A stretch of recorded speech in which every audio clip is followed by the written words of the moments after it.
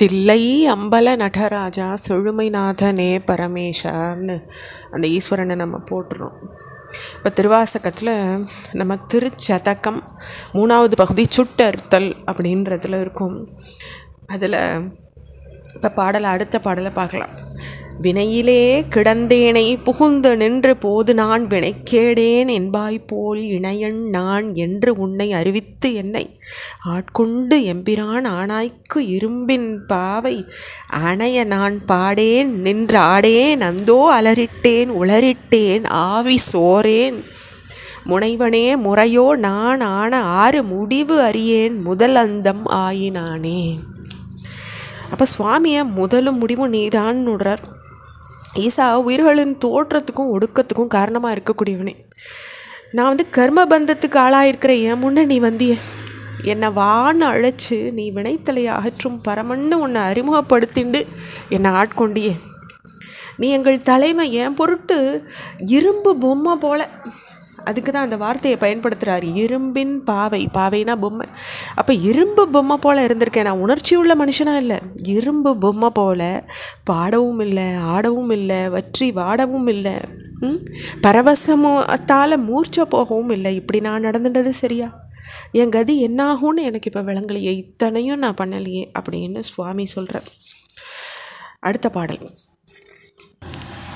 ஆயனான் மறையவனும் நீயே ஆதல் அறிந்து யான் யாவரினும் கடையனாய நாயினேன் ஆதலையும் நோக்கி கண்டும் நாதனே நான் உனக்கு ஓர் அன்பன் என்பேன் ஆயினேன் ஆதலால் ஆண்டு கொண்டாய் அடியார் தாம் இல்லையே அன்றி மற்றோர் பேயனேன் இதுதான் நின் பெருமையன்றே எம்பெருமான் என் சொல்லி பேசுகேனே.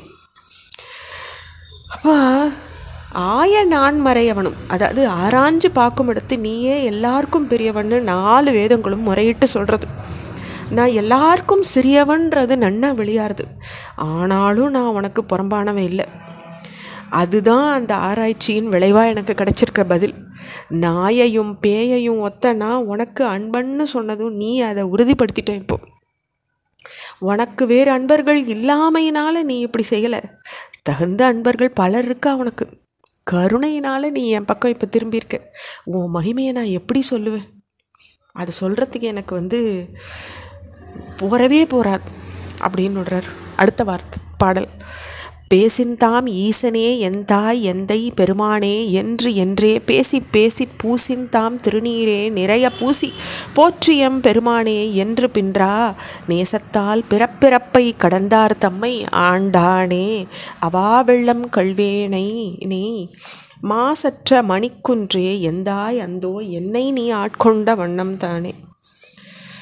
அப்போ என் சிந்தை தேஜோமயமான சிந்தையாக இருக்குது. பேச வேண்டியது உன் அன்பர்கள் ஈசான்னு சொல்லணும். என் தாய் எம் தந்தை எம்பெருமான்னு ஓயாது உன்னையே பற்றி பேசுவா பக்தர்கள். அவள் திருநீற்றையே நிரம்ப பூசுவா.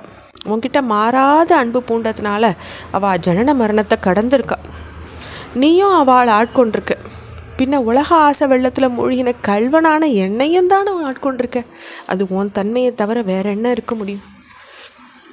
அடுத்த பாடல். வண்ணந்தான் சேயதன்று வெளியதே அன்ற நேக நேக நணுவி நணுவி லிறந்தாய் என்றங் கெண்ணந்தான் தடுமாறி இமையோர்கள் கூட்டம் மெய்து மாறறியாத வெண்டாய் உன்றன் வண்ணந்தான் அது காட்டி வடிவு காட்டி மலர்கடல்கள் அவை காட்டி வழியேற்றேனை திண்ணந்தான் பிறவாமல் காத்தாட்கொண்டாய் எம்பெருமான் என் சொல்லி சிந்திக்கேனே. அப்போ வண்ணங்கள் நிறங்களை, நீ நிறங்களில் சிவந்தவனாப்பா வெளுத்தவனா? நீ அநேகனா ஏகனா? நீ அணு வடிவினனா இல்லை பரமாணு வடிவினனா? இப்படியெல்லாம் ஆராய்ஞ்சு தேவர்கள் குழப்பம் அடைஞ்சிருக்கா. உன்னை அடைஞ்ச தேவர்கள் உன்னை அடையும் மார்க்கம் அறியாதிருந்த என்கிட்ட நீ அப்படி காட்டி அருளி உன்னுடைய நிஜஸ்வரூபமானது இது எல்லாத்துக்கும் அப்பாற்பட்டதுன்றதையும் அனுபூதியில் எனக்கு நீ விளக்கியிருக்கிய. என் ஐயங்கள் எல்லாம் அகன்று போயிடுது. நான் பிறப்பு இறப்பு அப்பாற்பட்டவன் ஆயிட்டேன். பிறவாமல் காத்தாட்கொண்டாய்.